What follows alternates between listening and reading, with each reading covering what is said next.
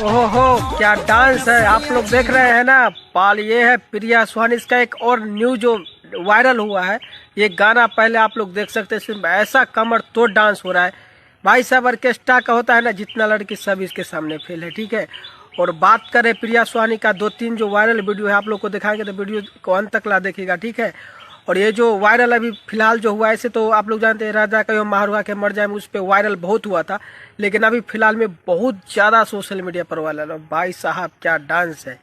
और डांस देखने के बाद लगता है ना, हमको तो अभी तक हमको लगता है कोई ऐसा करता ही नहीं है। हाँ, खेसारी लाल यादव के बाद जो आता है भोजपुरी इंडस्ट्री का, इसी लड़की को नाम दिया जाएगा। भाई साहब क्या डांस होता है इसका। आप जो भी डांस देखेगा ना, उसमें आपको हर गाने में उसका देखेगा ना, तो आप बोलेगा, एक बात बोलेगा जो डांस क्लास और डांस क्लास भी नहीं की, ठीक है।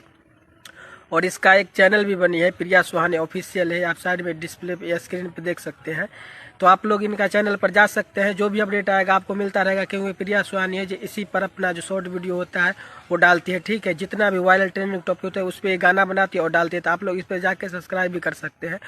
और भाई साहब ये जो प्रिया सुहानी है, इसको बहुत जल्द आप लोग को खेसारी भैया के साथ देखने को मौका मिलेगा।